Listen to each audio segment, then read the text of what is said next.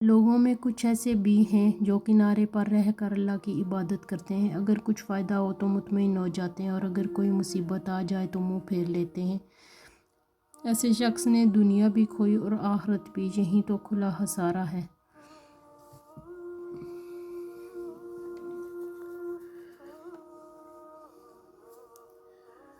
حضرت علی مرد کی غیرت کا اندازہ اس کی عورت کے لباس سے ہوتا ہے۔ ہمیں بھی سوچنا چاہیے ہماری عورتوں کا لباس کیسا ہے۔ رسول اللہ صلی اللہ علیہ وسلم نے ارشاد فرمایا، جب تم میں سے کوئی شخص دعا کرے تو یہ نہ کہے ہے اللہ اگر تو چاہے تو مجھے بخش دے، بلکہ وہ پختگی اور اصرار سے سوال کرے اور بڑی رغبت کا اظہار کرے، کیونکہ دینے کے لیے اللہ تعالیٰ کے لیے کوئی چیز بڑی نہیں ہے۔ یوسف علیہ السلام جانتے تھے سارے دروازے بند ہیں، پھر بھی بند دروازوں کی طرف دوڑ پڑے تھے اور خدا نے ایک ایک کر کے سارے دروازے کھول دیے۔ کبھی اگر لگے کہ تمہارے لیے بھی دروازے بند ہیں تو جان لو کہ تمہارا اور یوسف کا خدا ایک ہی ہے۔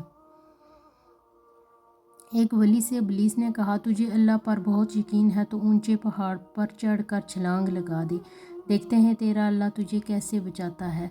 ولی نے جواب دیا، یہ اللہ کا کام ہے کہ مجھے آزمائے، میرا کام نہیں کہ میں اپنے سچے رب کو آزماؤں۔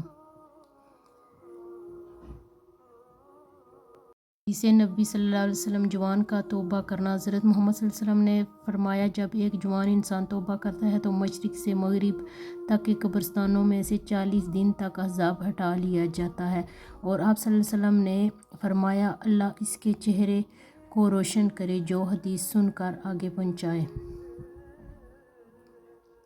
زندگی بہت مختصر سی ہے، ہم کسی سے نفرت کر کے یا کسی کا برا سوچ کے شاید اپنی جھوٹی انا کی تسکین تو کر لیں گے، مگر یقین مانیے ہمارے اندر کا انسان کبھی بھی خوش نہیں رہ پائے گا۔ اس لیے اپنے ارد گرد صرف اور صرف محبتیں بانٹیں، ہمیشہ پرسکون رہیں گے۔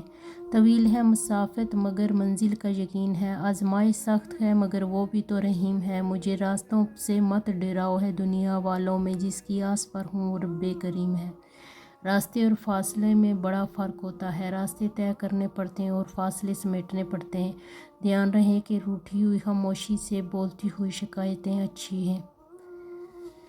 حضرت علی نے فرمایا، اگر کوئی تم سے جلتا ہے تو بجائے غصہ ہونے کے اس کی جلن کی قدر کرو، کیونکہ یہی وہ لوگ ہیں جو تمہیں خود سے بہتر سمجھتے ہیں۔ ہم ایسے معاشرے میں رہتے ہیں جہاں دکھ، دھوکہ، اذیت اور تکلیف دوسروں کو دے کر معافی اللہ سے مانگی جاتی ہے۔ اگر مانگا نہیں میں نے تو کچھ نہیں مانگا، اب مانگ رہا ہوں تو خدا مانگ رہا ہوں۔ کہہ دو کہ وہی ہے جس نے تمہیں پیدا کی اور تمہارے لیے کان اور آنکھیں اور دل بنائے، مگر تم لوگ شکر تھوڑا ہی کرتے ہو۔ سورہ ملک۔ تم نماز کے لیے سکون اور وقار کے ساتھ آؤ۔ رسول اللہ صلی اللہ علیہ وسلم نے ارشاد فرمایا، جب تم نماز کے لیے آؤ تو دوڑتے ہوئے نہ آؤ بلکہ سکون اور وقار کے ساتھ چلتے ہوئے آؤ۔ نماز جتنی پاؤ اسے پڑھ لو اور جو چھوٹ جائے اسے پوری کر لو۔ جزاک اللہ۔